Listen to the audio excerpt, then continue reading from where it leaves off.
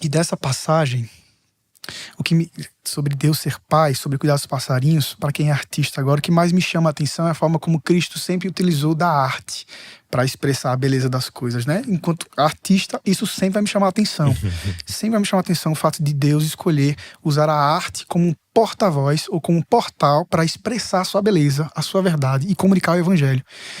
Porque a gente tem um entendimento de que quando Cristo está falando em parábolas, em metáforas, ele está falando para o povo a fim de popularizar um conhecimento, né? A fim de ser didático. A gente tem essa compreensão. Deus falava assim para falar na língua do povo, para ser comunicativo, para facilitar. Exatamente, facilitar. Só que a arte não facilita tanto, né?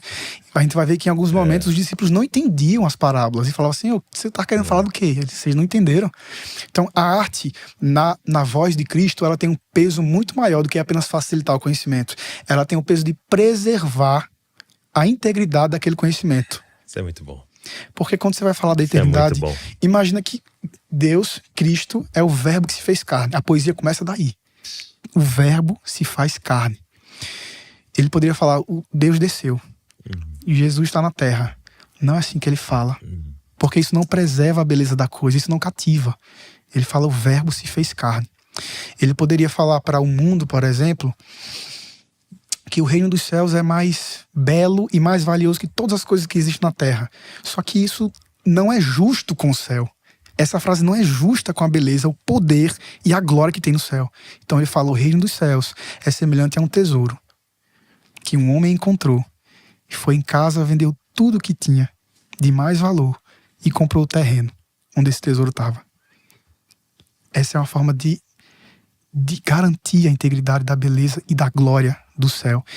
Ele está querendo dizer, esse homem viu esse tesouro, ele foi em casa e aquilo que ele batalhou por anos para ter, ele falou, isso aqui vale menos, e vendeu. Ele viu um objeto que não tinha valor financeiro nenhum, mas tinha um valor emocional. Foi a minha mãe que deu, foi a minha avó, ficou de herança. Não, isso não tem valor nenhum perto desse tesouro que eu achei. Então, o que Cristo está querendo dizer, o reino do céu é maior que nossos desejos afetivos, é maior que os nossos desejos de acumuladores, é maior que qualquer coisa que a gente vê aqui nessa terra e a gente bateu o olho e falou assim, isso é maravilhoso. Isso perde brilho, isso perde o significado perto desse tesouro. Então a arte na Bíblia, ela tem esse poder. Cristo faz isso por meio da poesia. Um instrumento de veículo dessa mensagem eterna, valiosa e gloriosa é a arte. É a arte. Não é só para facilitar, mas para garantir essa beleza. Para preservar essa beleza. Eu ouvi essa semana alguém dizendo que ele sempre contava parábolas e as histórias da Bíblia giram em torno basicamente de agricultura, de soldado e de atleta.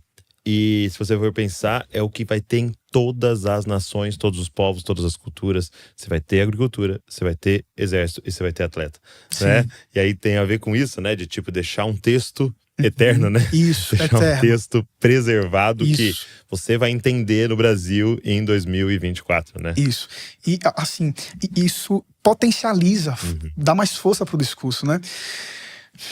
No primeiro salmo de Davi, ele vai fazer uma das metáforas mais bonitas da Bíblia e mais profundas, assim, que é o versículo 3 do Salmo 1. A gente ficaria também horas falando sobre esse versículo, né? Quando Davi vai falar sobre o que é felicidade, o que é ser mais que feliz, plenamente feliz.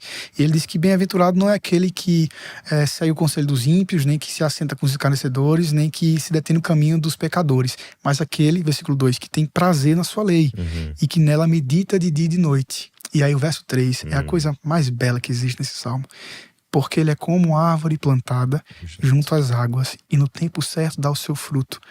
Isso é muito profundo. Isso é muito lindo. O Davi que está escrevendo aqui é o Davi rei, mas a memória que ele tem para utilizar isso aqui é do Davi poeta do campo. Eu fico imaginando Davi atribuindo consciência a uma árvore, assim, lá no meio das ovelhas, debaixo de uma árvore, olha para uma árvore e fala assim, é muito fácil ser árvore, né? Você só precisa de sol e água. Mas e se não tiver água? E se não vier a chuva? Será que essa árvore fica com ansiedade? Será que ela fica nervosa? Será que ela fica com medo? Provavelmente. Então, mais que feliz é você ser como uma árvore plantada junto às águas. Todos os dias, no mesmo horário, o sol vem. E ela não tem mais necessidade de nada. Porque ela está junto às águas. E é só o que ela precisa. É só o que ela precisa. Então, veja a força que Davi dá a um cara que tem prazer na lei do Senhor. Ele não vai encontrar esse prazer na roda dos escarnecedores e muito menos numa roda de gente do bem, gente honesta. Ele não vai ter prazer com os sábios e muito menos com os ingênuos ou com os ignorantes, os insensatos. Ele vai ter prazer na lei do Senhor. Se ele tem prazer nessa lei e medita dia e noite, não falta mais nada. O sol vem e o sol vai. E ele tá junto às águas. E cara, sabe, engraçado você tá falando isso, porque uma coisa tá martelando na minha cabeça, porque assim, eu comecei a me fazer uma pergunta, né? O que é dar fruto? O que é dar fruto? Porque eu acredito que há uma diferença em resultado e fruto, né? E às vezes no ministério, né, a gente tá aqui, eu tô aqui gravando, por que eu vim aqui? Por que eu tô gravando com você? Por que nós vamos lançar isso aqui? Por que essa conversa vai ser ouvida por pessoas? Por que depois daqui eu vou gravar com o Pedro do Borel e depois nós vamos fazer um culto domingo? E tipo assim, e a Bíblia nos fala, dá fruto. Vocês vão dar frutos, né? Aqueles que permanecem darão fruto. Eu comecei a refletir sobre isso, e sabe uma coisa que me ocorreu? É que, como é que eu identifico o que é fruto? Fruto é tudo que eu produzi que eu não como. Então, você nunca vai ver uma árvore comendo do fruto dela. Então é aquilo que ela produz quase que como desperdício. No sentido, tipo assim, tá aqui, mundo. Se alimente da onde eu tô satisfeito. É basicamente dar sem que a outra mão veja, né? Você não espera em troca. E você não vai receber por isso. Então, às vezes eu tô aqui, eu preciso ir lá gravar com o João Manu, porque eu gravando com ele, e vai acontecer não sei o quê, e eu como. Aí não é o fruto. Sim. Então, só que só tem como os meus resultados serem fruto, né? Só que ser realmente, né, para alimentar outro, e a gente tá aqui pensando em amando o outro, se a gente em algum lugar tá comendo, né? Sim. E aí é essa raiz, né? A gente é enraizado nele.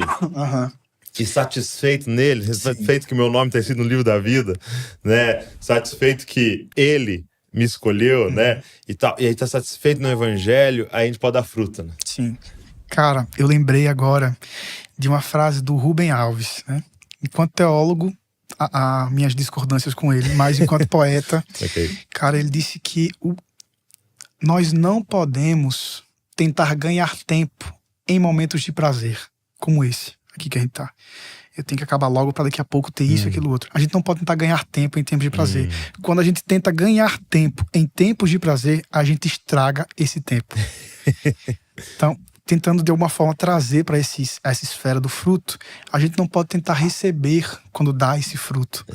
Quando a gente tenta receber enquanto dá esse fruto, a gente estraga esse fruto. Total, cara, total. E é muito louco, né? Porque quando a árvore dá o fruto, acabou, né? Alguém pegou, algum animal pegou, comeu. Sim. E pra ela, tanto faz, porque o lance dela tá plantada junto à ribeira de águas. É e isso. ali, e no tempo certo, ela alimenta. Outros bens. Cara.